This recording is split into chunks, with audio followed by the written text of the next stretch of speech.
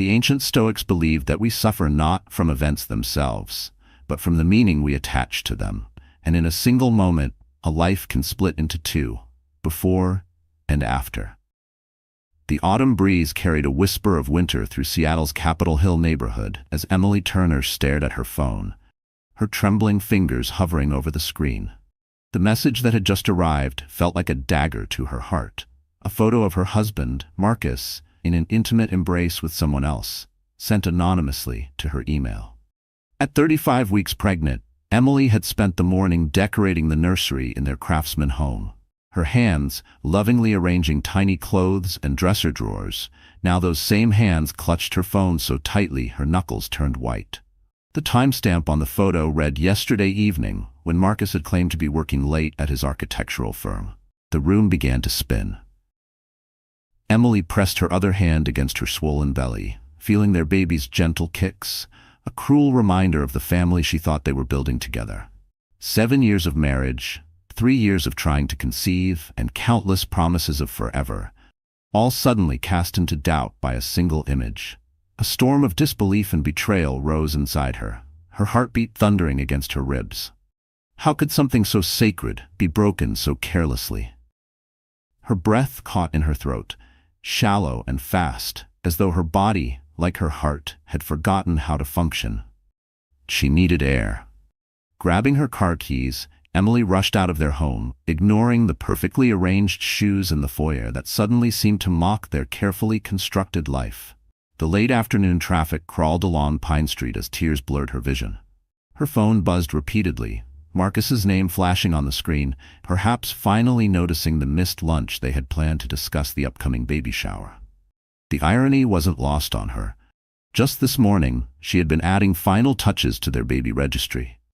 While Marcus had apparently been, she couldn't even complete the thought. The light ahead turned yellow, then red, but Emily's mind was elsewhere, replaying every late night at the office, every business trip, every unexplained delay. The trust they had built, brick by brick, now crumbled in her memory, each recollection poisoned with doubt. Her chest tightened with every unanswered question that had once seemed harmless. She didn't see the delivery truck running the red light until it was too late. The impact came from the passenger side, sending her car spinning across the intersection. Time seemed to slow as the airbag deployed, the sound of crushing metal and breaking glass, creating a horrific symphony. Emily's last conscious thought was of her baby, her hands instinctively moving to protect her stomach as darkness enveloped her.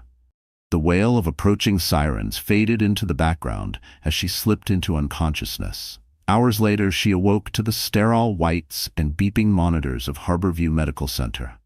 The room was dim, but she could make out Marcus's figure slumped in a chair beside her bed, his head in his hands. Before she could process his presence, the memory of the photo flooded back, followed immediately by a more urgent concern. "The baby," she whispered, her voice hoarse. "Where's our baby?" Marcus's head snapped up, his face streaked with tears. The look in his eyes told her everything before the words could even leave his mouth. Their perfect future, the one they had spent years planning, had shattered in a single afternoon. The doctor's words washed over her like distant waves. Internal bleeding, emergency surgery, we did everything we could. But all Emily could focus on was the hollow feeling in her chest, the emptiness where her child had been just hours before. As consciousness faded again, pulled under by the morphine drip, Emily caught fragments of Marcus's desperate apologies, mixing with her own sobs. Their world had collapsed, and in these moments of raw grief, she couldn't tell which pain cut deeper: the loss of their child, or the betrayal that had sent her fleeing into traffic. On this fateful afternoon, 3 weeks after the accident, Emily stood in the doorway of what should have been the nursery, unable to cross the threshold.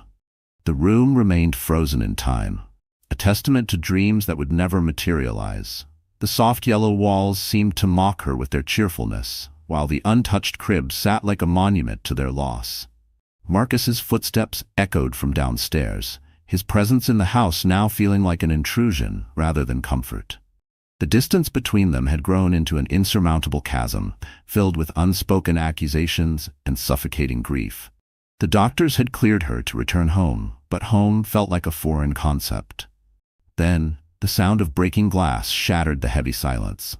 Emily made her way downstairs to find Marcus standing in the kitchen, surrounded by shards of what used to be their wedding china. Their eyes met briefly before he looked away, his hands shaking as he reached for the dustpan.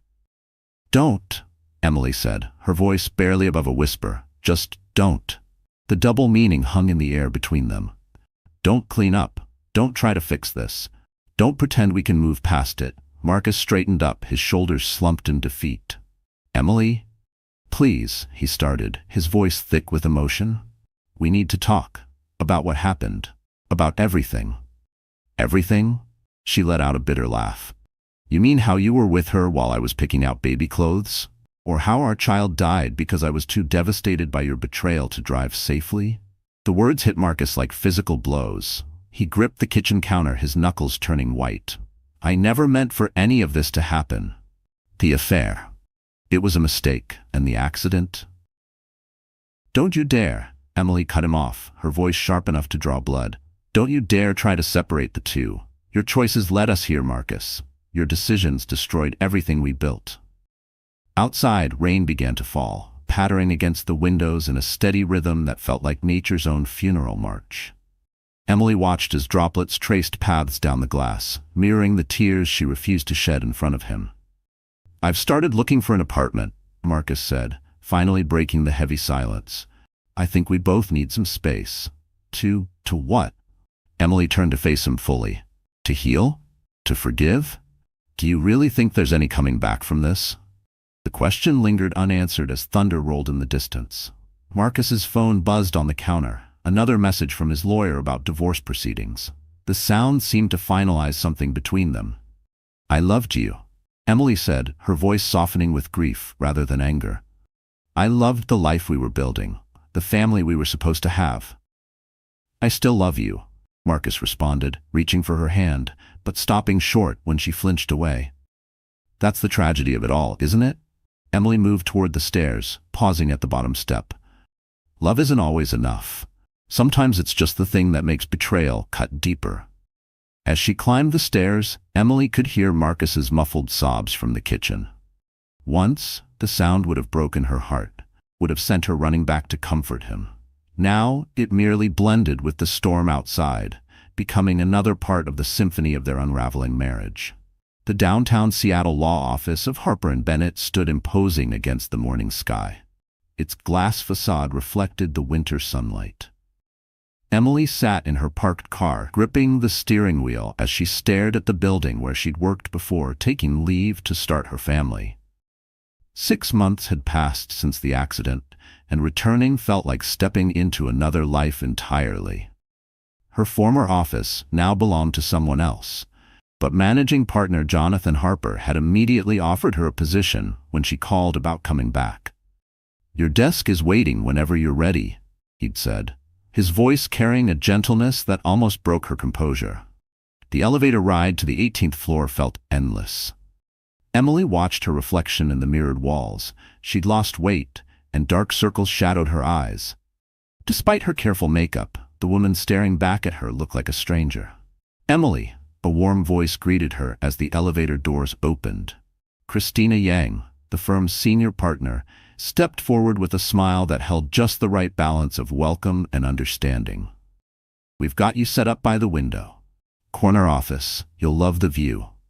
The familiar scent of coffee and paper files filled her nostrils as Emily followed Christina through the office. Colleagues offered subtle nods of acknowledgement, mercifully avoiding the pitying look she'd grown accustomed to. The divorce papers had been filed last week, and news traveled fast in Seattle's legal circles. Her new office was larger than she expected, with floor-to-ceiling windows overlooking the bay. A stack of case files waited on the desk, along with a small plant, a peace lily. The card beside it read simply, "Welcome back, the team." "We've got a pro bono case I think you'd be perfect for," Christina said, placing another file on the desk. "Medical malpractice. Single mother of 2. Could use someone with your attention to detail." Emily's fingers brushed against the folder, muscle memory from years of practice kicking in. This was familiar territory, a place where logic and reason still prevailed, where chaos could be ordered into neat paragraphs and cited precedents. She took a deeper breath, letting the structured language of legal work begin to anchor her. It wasn't just a case, it was structure, purpose, control. All the things she'd been missing in the chaos of the past months. "There's one more thing," Christina added, lingering in the doorway. "We've hired a new associate, Daniel Foster. He'll be working with you on some cases. Brilliant mind. Great track record with family law." As if on cue, a tall man appeared behind Christina, carrying a laptop and wearing a warm smile. "Miss Turner, I've read your briefs on the Caldwell case from 3 years ago. Brilliant work." "Just Emily," she corrected automatically, noting how the word "miss" felt like a sharp edge against her skin. "And thank you." It was a reflex, but one that still stung. A tiny reminder that the name she used now marked both a loss and a beginning. After they left, Emily sank into her chair, allowing herself a moment to absorb the surroundings. A photo on a colleague's desk across the hall caught her eye. A happy family portrait. The sight no longer triggered tears, just a dull ache. She was learning to live with it. The ache didn't plead for attention anymore. It had settled into the quiet background hum of her existence. Opening the pro bono case file, Emily began reading. The familiar rhythm of legal work slowly enveloped her, offering a lifeline back to the person she used to be. Or perhaps she realized as she made her first note in the margin, to the person she was becoming. Someone rebuilt from grief. Not unscarred, but solid. Her phone buzzed. A text from Marcus's lawyer about scheduling a meeting to discuss asset division. Emily turned the phone face down, focusing instead on the case before her. For the first time in months, she felt something close to purpose stirring in her chest. 2 weeks into her return to Harper & Bennett, Emily found herself staying late, poring over depositions for her medical malpractice case. The office had emptied hours ago, leaving her alone with the gentle hum of the heating system and the sound of the cleaning crews. The solitude felt comforting rather than lonely, a stark contrast to the emptiness that had haunted her home. A knock on her doorframe startled her. Daniel Foster stood there, his tie loosened and sleeves rolled up, holding 2 cups of coffee from the high-end shop downstairs. "Thought you might need this," he said, placing 1 cup on her desk. "The Rogers deposition looks brutal." Emily hesitated before accepting the coffee. "Thanks. I didn't realize anyone else was still here." "Some habits die hard," Daniel replied, settling into the chair across from her desk. "Back in Chicago, late nights were my norm. Still adjusting to the West Coast rhythm." The mention of Chicago triggered a memory. Marcus had proposed to her there during a weekend trip. Once, such memories would have sent her spiraling.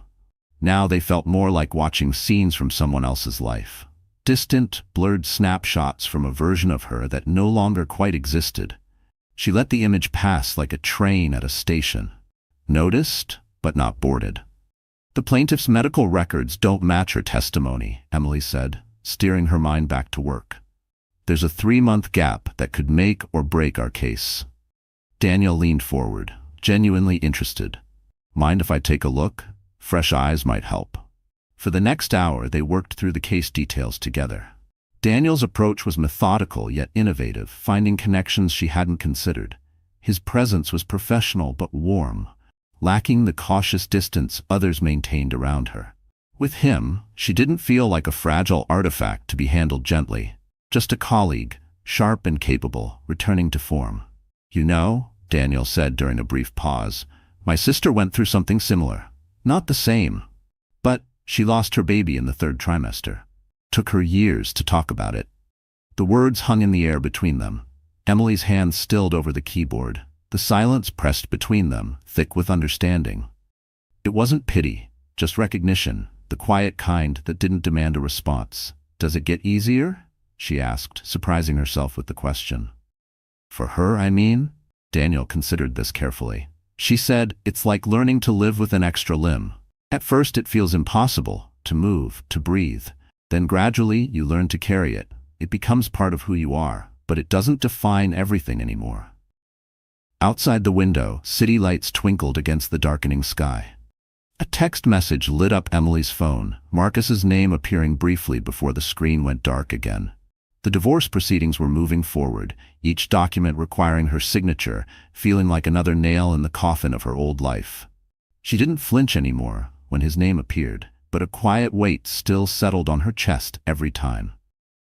"I should head home," Emily said, gathering her files. "Early meeting tomorrow with the client." "Let me know if you want to bounce more ideas around," Daniel offered, standing. "I've got a theory about that medical records gap." As they walked to the parking garage, their conversation shifted to lighter topics. The city's best coffee shops, terrible law school professors, the upcoming courthouse renovation that everyone dreaded. It felt normal. Perhaps the first normal conversation Emily had experienced in months. Driving home, Emily realized she had laughed during their discussion of a particularly absurd legal precedent. The sound had felt foreign in her throat, but not unwelcome, like a muscle slowly remembering how to move after too long at rest. At home, she walked past the nursery, now empty, its contents donated to a local women's shelter. The house felt different too, less like a mausoleum of broken dreams and more like a blank canvas. Whether that was progress or just resignation, she wasn't sure yet. Marcus sat in Dr. Rachel Lynn's office, watching rain streak down the windows of the Victorian home in Seattle's Queen Anne neighborhood. 8 sessions in, and the leather armchair no longer felt foreign, though comfort remained elusive. Today's session marked 2 months since signing the divorce papers, and the weight of finality pressed heavily on his shoulders. "You mentioned dreaming about the baby again," Dr. Lynn said, her voice steady and neutral. She was a woman in her 50s, with silver-streaked hair and eyes that seemed to see through his carefully constructed walls. "It's always the same dream," Marcus responded, his voice rough. "I'm standing in the nursery, but the room keeps getting longer, like a tunnel. I can hear crying, but no matter how fast I run, I can't reach the crib." "And how does that make you feel?" Marcus laughed bitterly. "Helpless, guilty, like I deserve this endless chase as punishment." He paused, running his hands through his disheveled hair. "My colleague saw Emily yesterday at the courthouse, said she looked, well, professional, put together. Does that surprise you?" "No, yes." He struggled with the contradiction. Emily was always the stronger one, even before everything. "I think that's partly why I had the affair," Dr. Lynn finished when he trailed off. The words still felt like a punch to the gut. "I've been thinking about what you said last session, about patterns. My father, he did the same thing to my mother. I always swore I'd be different." "Sometimes we repeat patterns precisely because we're trying so hard to avoid them," Dr. Lynn observed. "Tell me about the moment you decided to pursue the relationship with your coworker." Marcus closed his eyes, forced himself to return to that first coffee meeting with Melissa. Emily was so focused on the baby, on creating this perfect family. I felt peripheral, unnecessary. Melissa made me feel needed, important. And now I understand. Emily was trying to create the family I never had, the stability I claimed I wanted. His voice cracked. I destroyed it all because I was too scared to admit I didn't know how to be the man she thought I was. Through the window, he watched a young couple hurrying through the rain, sharing an umbrella. Once, that had been him and Emily, young and in love, believing they could overcome anything together. "I've been offered a position in our Portland office," Marcus said suddenly. "I've been considering taking it." "Running away won't resolve your guilt," Dr. Lynn replied. "No, but staying here." He gestured vaguely. "Every street, every restaurant, every corner of this city is haunted by what I did, what we lost. Maybe distance would help us both heal." His voice cracked at the word lost, and for a moment he didn't trust himself to continue. The image of Emily clutching her belly, the wreckage of the crash, the silence that followed, it played behind his eyes in a painful loop. Dr. Lynn let the silence stretch, giving him space to sit with his words. Finally, she spoke. "What would you say to Emily if she were here right now?" The question hit him like a physical blow. "I'd tell her." His voice wavered. "I'd tell her that I'm sorry. Sorry I couldn't be the man she deserved, that our baby deserved, that I hope someday she finds the happiness I stole from her." His throat tightened, and he blinked hard against the sting in his eyes. The words weren't just apologies, they were confessions, admissions that the version of himself she had loved had disappeared long before she knew it. "And what would you say to yourself?" Marcus looked down at his wedding ring finger, still bearing the pale impression of the band, though it was long gone. That it's time to stop punishing myself and start becoming someone worth forgiving. There was no redemption to be found in guilt alone. He was beginning to understand that now. Healing had to be chosen, pursued, earned. As the session ended, Marcus stepped out into the rain, letting it wash over him. His phone showed an email from his lawyer. Final documentation needed for the asset division. Soon, the last official ties between him and Emily would be severed, leaving only memories and regret as testament to their shared history. The victory in the medical malpractice case came unexpectedly on a crisp March morning.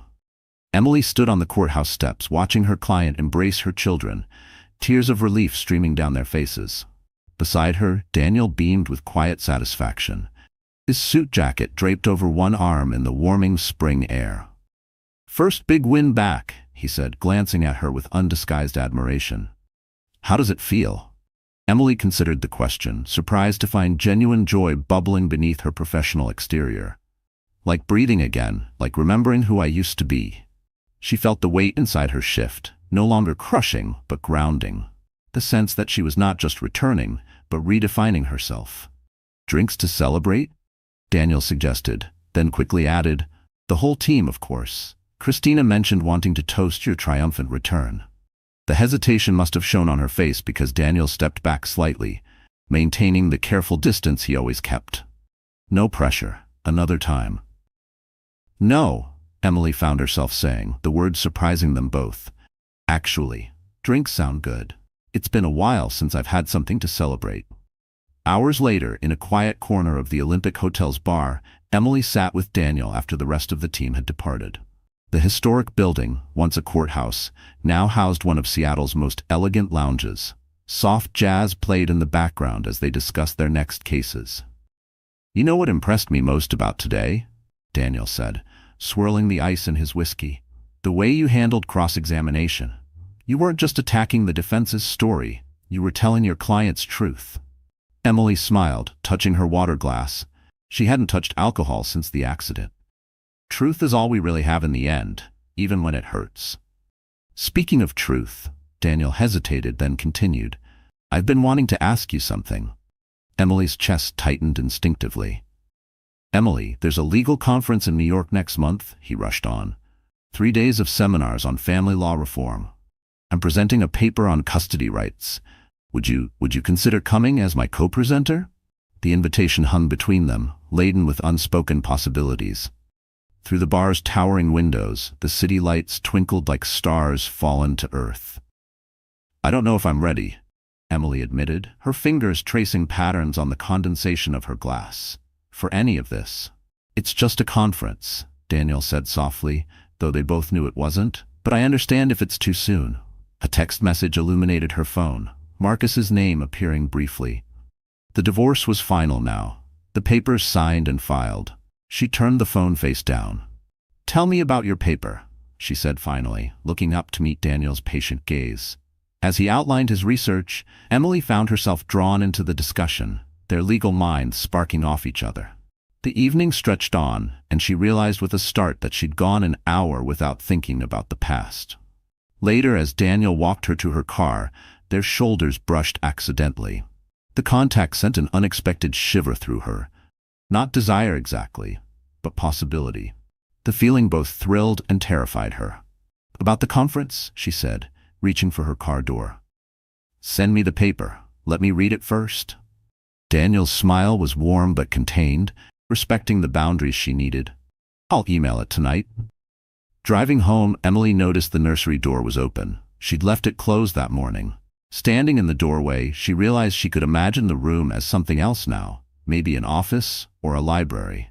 The thought didn't feel like betrayal anymore. The Portland job offer sat unopened in Marcus's email inbox, a digital reminder of possible escape.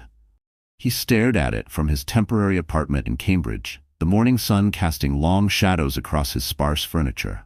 Dr. Lin's words echoed in his mind. "Running away won't resolve your guilt." His therapy sessions had revealed patterns he'd never noticed before. How he sabotaged happiness when it felt too real. How his father's infidelity had shaped his own fears of commitment. The irony wasn't lost on him that he now understood these things only after destroying his marriage. A knock at his door interrupted his thoughts. His real estate agent stood outside, apologetic. "Mr. Turner, I'm so sorry, but there's been a mix-up with the showing times. Another agent is bringing their client in 10 minutes. "No problem," Marcus said, grabbing his jacket. "I needed coffee anyway." The spring air felt crisp as he walked toward his favorite cafe on Pine Street. He was so lost in thought that he almost missed the familiar figure ahead, Emily, walking out of a bookstore. His heart stuttered as he recognized Daniel Foster beside her, carrying a bag of books. Marcus froze, watching them talk. Emily's laugh carried on the breeze, a sound he hadn't heard in what felt like lifetimes. She looked different somehow, lighter. The weight of grief that had shadowed her features was lifting, replaced by something that looked disturbingly like hope. And that hope, the ease in her smile, the way she tilted her head when she spoke, pierced him deeper than any anger ever could. Before he could retreat, Emily turned and saw him. Their eyes met across the sidewalk, the moment stretching like pulled taffy. Daniel noticed the exchange, his posture shifting protectively toward Emily without being obvious about it. "Marcus," Emily said, her voice steady but distant. "Emily," he managed, "how are you?" "Good," she replied, and the worst part was that it sounded true. "The firm's keeping me busy." Her tone was polite, measured, the kind of tone you use with someone you've placed firmly in the past. An awkward silence descended. Daniel stepped forward, extending his hand professionally. "Daniel Foster. I don't believe we've met." Marcus shook his hand automatically, noting the quiet strength in the other man's grip. "Marcus Turner. I was just—" He gestured vaguely down the street. "We should go," Emily said to Daniel. "We'll be late for the meeting." As they turned to leave, Marcus found his voice again. "Emily, wait, could we talk? Just for a minute?" She hesitated, then nodded to Daniel, who squeezed her arm gently before walking ahead to give them privacy.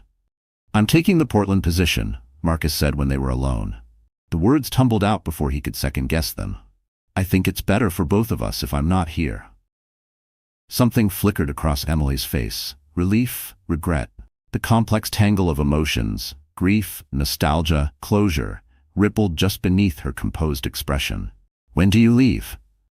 "End of the month. I'll have my lawyer handle the house sale." He paused, studying her face, committing it to memory. "Are you happy?" The question surprised them both. Emily considered it carefully before answering. "I'm learning to be. It's different than before, but yes, I think I'm getting there." Her answer wasn't an attempt to hurt or soothe. It was simply the truth. Marcus nodded, feeling something inside him shift and settle. "You deserve that. All of it."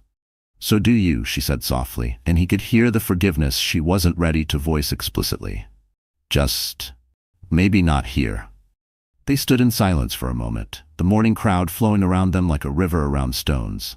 Finally, Emily spoke again. "Goodbye, Marcus." He watched her walk away toward Daniel, who waited at a respectful distance. The Portland job offer no longer felt like running away. It felt like giving them both space to heal. Back in his apartment, Marcus opened his laptop and clicked "Accept" on the job offer. As he typed his response, no word. He noticed his wedding ring was still in his desk drawer. It was time to pack that away too, along with the rest of his old life. New York hummed with its characteristic energy as Emily stood at the window of her hotel room, watching the sunset paint the Manhattan skyline in shades of gold and pink. The legal conference had drawn hundreds of attorneys from across the country, filling the grand ballroom of the Plaza Hotel with animated discussions about family law reform. Her presentation with Daniel was scheduled for tomorrow morning. Their paper on reforming custody laws had already generated buzz among the attendees, and several prominent legal journals had requested advanced copies. But it wasn't the professional recognition that occupied her thoughts. A knock at her door interrupted her reflection. Daniel stood outside, case files in hand, his conference badge still hanging around his neck. "Ready for our final review?" They had fallen into an easy routine over the past few months, spending evenings preparing for the conference. Each session was filled with intellectual discourse that occasionally veered into personal territory, building a foundation of trust neither had expected. "Actually," Emily said, grabbing her coat, "I think we need a break." Want to take a walk? They found themselves in Central Park as dusk settled, the spring air carrying the promise of warmer days ahead. Street performers packed up their instruments while joggers made their final loops around the reservoir. "I got a message from Marcus's lawyer today," Emily said, breaking their comfortable silence. "The house sold above asking price." Daniel's stride matched hers perfectly as they walked. "How do you feel about that?" "Strangely peaceful," she admitted. "It's like the final page of a chapter. After closing, I heard he's already in Portland." They stopped at Bethesda Fountain, its angel statue silhouetted against the darkening sky. A young couple nearby posed for engagement photos, their joy palpable in the evening air. "You know," Emily continued, watching the couple, "I used to think healing meant forgetting. Moving on meant leaving everything behind. But that's not it at all, is it?" Daniel leaned against the fountain's edge, his expression thoughtful. "What is it then?" "It's about integration, learning to carry the past without being crushed by it." She turned to face him fully. "When I lost the baby, I thought I'd never feel whole again. But standing here now, I realize being whole doesn't mean being the same as before." "Emily," Daniel started, his voice soft with understanding. "Let me finish," Emily said gently. "These past months, working with you, I've remembered who I am beyond my losses. You never treated me like I was broken, but you also never rushed me to be fixed." Her voice trembled slightly, but she didn't falter. These weren't just words. They were truths she'd earned through quiet resilience. Through each morning she'd pulled herself out of bed, through every file she'd reopened at her desk. A street musician began playing somewhere nearby, the melody of Moon River floating through the evening air. Daniel stepped closer, careful to maintain the space that had defined their relationship. "Dance with me?" he asked, extending his hand. Emily looked at his offered hand, remembering all the times she'd held back, afraid of betraying her past or risking her future. But now, in the gathering darkness of Central Park, with the music playing and the city lights twinkling, she made a choice. She took his hand. They swayed gently to the music, their movement more of a shuffle than a proper dance. Other parkgoers passed by, some smiling at the impromptu moment. For the first time in a long while, she didn't wonder who might be watching or what it all meant. It simply was, and that was enough. "Tomorrow," Daniel said softly, "after the presentation, would you have dinner with me?" "Not as colleagues." Emily felt the familiar flutter of anxiety, but it was different now, anticipation rather than fear. "Yes," she answered, surprising herself with how right it felt. "I'd like that." Her voice was light but firm, grounded in a newfound sense of her own readiness. Not for a new life, but for a fuller one. As they walked back to the hotel, preparing for tomorrow's presentation, Emily realized something fundamental had shifted. The weight of her past hadn't disappeared, but it had transformed into something she could carry while still moving forward. She was ready for whatever came next. Seattle greeted Marcus with its characteristic rain, a constant drizzle that seemed to wash everything clean. From his new office, on the 32nd floor of a downtown high-rise, he watched ferries cross Elliott Bay, their paths cutting white lines through the gray water. 3 months had passed since he'd left Boston, each day bringing small steps toward redemption. The notification from his real estate agent about the Boston house hadn't surprised him, but seeing the final paperwork had stirred unexpected emotions. He'd signed the documents digitally, remembering the day they'd first walked through that front door, Emily's eyes lighting up at the possibility of raising a family there. "Mr. Turner," his assistant's voice interrupted his thoughts. "Dr. Warner is here for your appointment." His new therapist, a recommendation from Dr. Lin, waited in the small conference room. They'd been meeting weekly since his arrival in Seattle, continuing the work he'd started in Boston. "How are you settling in?" Dr. Warner asked, her Seattle Seahawks mug a stark reminder of how far he'd come from New England. "The team here is different," Marcus replied, loosening his tie. "More collaborative. I'm learning to trust myself in ways I couldn't before." "And the dreams?" Marcus smiled faintly. "They've changed. The nursery isn't endless anymore. Sometimes I can reach the crib now, but it's empty. Not in a devastating way, more like acceptance." Dr. Warner nodded encouragingly. "You mentioned wanting to discuss something specific today?" I saw the announcement in the Seattle Legal Journal, Marcus said quietly. Emily and her colleague won the Palmer case. Their paper on family law reform is being published next month. How did that make you feel? Marcus considered the question carefully, remembering his glimpse of Emily with Daniel on that Boston street. Proud of her, he answered honestly, and grateful. Grateful that she found her way back to herself, that my actions didn't destroy her capacity for happiness. He paused, collecting his thoughts. I used to think I needed her forgiveness to move forward. Now, I understand that what I really needed was to forgive myself. Through the window, the afternoon sun briefly broke through the clouds, sending shafts of light across the Sound. A container ship moved slowly toward the horizon, carrying its cargo to distant shores. I've been volunteering at a grief counseling center, Marcus continued, working with fathers who've lost children. It doesn't erase what happened, but maybe it gives some meaning to our loss. Dr. Warner set down her mug. That's a significant step, Marcus. How does it feel to share your story with others? Like setting down a weight I didn't know I was carrying. These men, they're where I was a year ago, drowning in guilt and grief. Showing them there's a path forward. It helps me remember how far I've come. His phone buzzed, a message from his team about an upcoming project. The familiar surge of anxiety about disappointing others didn't come. Instead, he felt steady, grounded in who he was becoming. I'm thinking of buying a place here, he said. Something small, near the water. A fresh start. Not running away anymore? No. Marcus smiled, remembering Dr. Lin's words. Running towards something instead, the person I want to be. As their session ended, Marcus walked to Pike Place Market, letting the city's energy wash over him. He bought coffee from a local stand, savoring the bitter warmth. A young family passed by, their child's laughter carrying on the breeze. The sound didn't pierce him like it used to. It simply existed, like the rain and the fairy horns, part of life's continuing symphony. 1 year after the accident, Emily stood in the empty nursery. For the last time, the walls had been repainted. A soft gray erasing the cheerful yellow that had once held so many dreams. The morning light streamed through the windows, creating patterns on the hardwood floors where a crib had once stood. Her phone chimed with a message from Daniel. He was on his way to help with the final moving boxes. Their relationship had grown naturally over the past 6 months, built on a foundation of mutual respect and understanding. He never tried to replace what she had lost, instead helping her create something entirely new.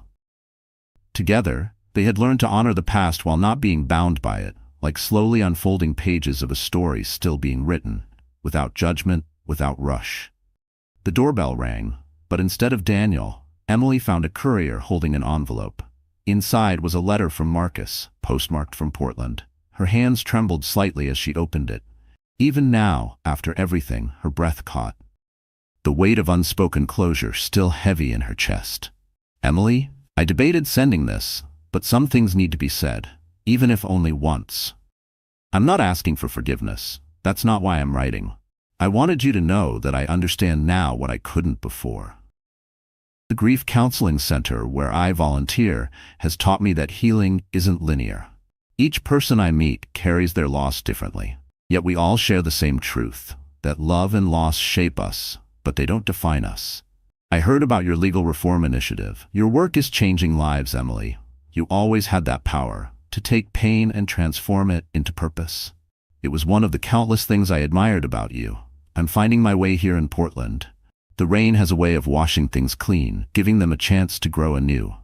I hope you're finding your path too, wherever it leads. Take care, Marcus.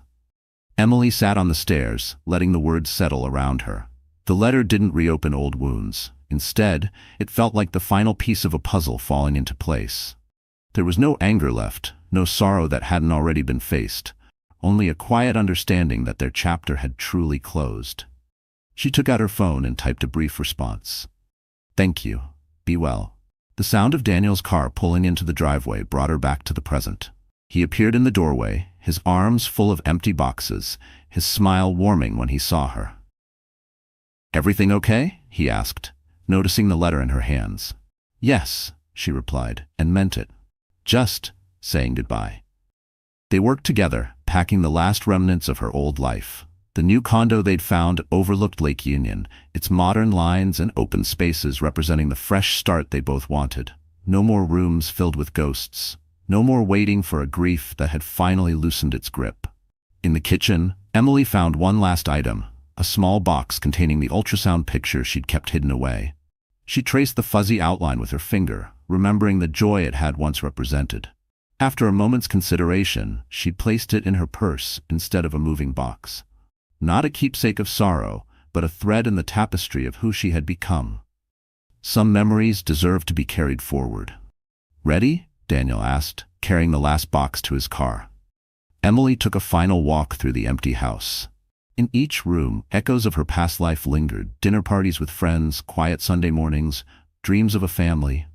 But they were just echoes now, not chains. Standing in the front doorway, she remembered another day exactly 1 year ago, when she'd rushed out of this same door, her world crumbling around her. Now she stood steady, changed, but not broken, carrying her experiences like hard-won wisdom. "Ready," she said, taking Daniel's offered hand. As they drove away, Emily watched her old house disappear in the rearview mirror. Ahead, the Seattle skyline rose against a bright blue sky, familiar yet somehow new. She thought of Marcus in Portland, hoping he'd found the peace he sought. Their paths, once so intertwined, now led in different directions, each carrying lessons learned from their shared journey. Life, she had learned, was not about forgetting or erasing the past, but about building something new from its foundations. Every ending carried the seeds of a beginning, if you were brave enough to plant them. So the story is over. Our wonderful friends, are you still here at this hour? If you are, then something about Emily and Marcus's journey must have touched your heart. Maybe it's the way pain echoed through silence, or how forgiveness found its form, not in reunion, but in release. And if you're still watching, still holding on to their story, then perhaps you too carry something quietly inside. A regret, a loss, a hope. This story isn't just about heartbreak. It's about transformation, about how people, even shattered by betrayal or grief, can gather their broken pieces and build something entirely new. As Viktor Frankl once said, when we are no longer able to change a situation, we are challenged to change ourselves. Emily didn't erase her past. She carried it forward with grace, allowing it to reshape who she was becoming. Marcus too faced himself, not to win her back, but to find peace within his own fractured soul. That's the real message here. Healing isn't about returning to who you were. It's about becoming someone new, someone softer, stronger, and more whole than before. Some wounds don't close the way we want them to, but even scarred, we can grow. So if you've ever asked yourself whether it's possible to breathe again after devastation, the answer is yes. Like Emily, you may not forget, but you can transform. And if this story moved you, even just a little, please give it a like. Share it with someone who might need this kind of reminder. And don't forget to subscribe to the channel. We have more stories coming. Stories of loss, growth, and love that doesn't always look like the fairy tale, but feels all the more real. Thank you for staying until the end. We'll see you in the next one.